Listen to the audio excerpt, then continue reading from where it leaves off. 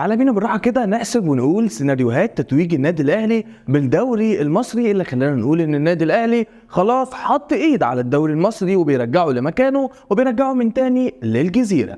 النادي الاهلي يا ساده فاضل له 11 مباراه في الدوري المصري الموسم ده. عشان النادي الاهلي يتوج بالدوري لازم يفوز في الست مباريات من ال 11 مباراه، يعني يفوز النادي الاهلي في 6 مباريات من ال 11 مباراه تسلمه درع الدوري ويكون هو بطل الدوري الموسم ده. طيب في سيناريوهات تانية لتتويج النادي الاهلي؟ اكيد في سيناريوهات تانية لتتويج النادي الاهلي في اقل من 6 مباريات، تعالوا بينا نعرفها. يكفي النادي الاهلي بس الفوز ب5 مباريات من ال 11، شرط ان ال5 مباريات دول يكون من ضمنهم الفوز على بيراميدز. وخلي بالك احنا هنا بنتكلم ان ده في حاله ان بيراميدز اساسا ما يفقدش اي نقط قبل ما يواجه النادي الاهلي، او قبل ما يتواجه بيراميدز والنادي الاهلي يكون الفرقتين ما فقدوش اي نقط. في حاله هزيمه بيراميدز من الاهلي فهيكون اكبر عدد نقط ممكن يوصل له بيراميدز هو 73 نقطه، وفوز النادي الاهلي على بيراميدز فالنادي الاهلي كده يقدر يفوز على 74 نقطه. طيب بيراميدز اتعثر وفقد نقط وفيوتشر كمل على نفس النمط اللي هو ماشي عليه، فهنا النادي الاهلي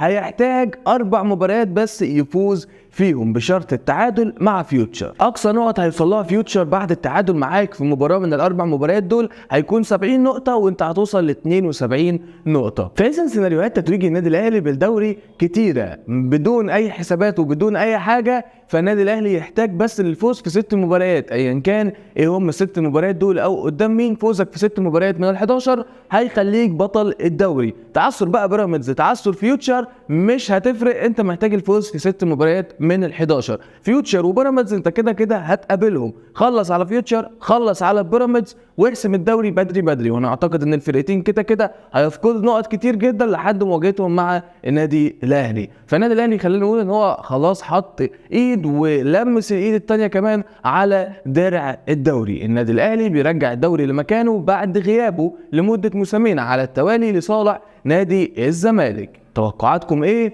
للسيناريو اللي هيتم التتويج بيه النادي الاهلي بالدوري المصري الممتاز؟ حلقتنا خلصت، نشوفكم على خير، سلام.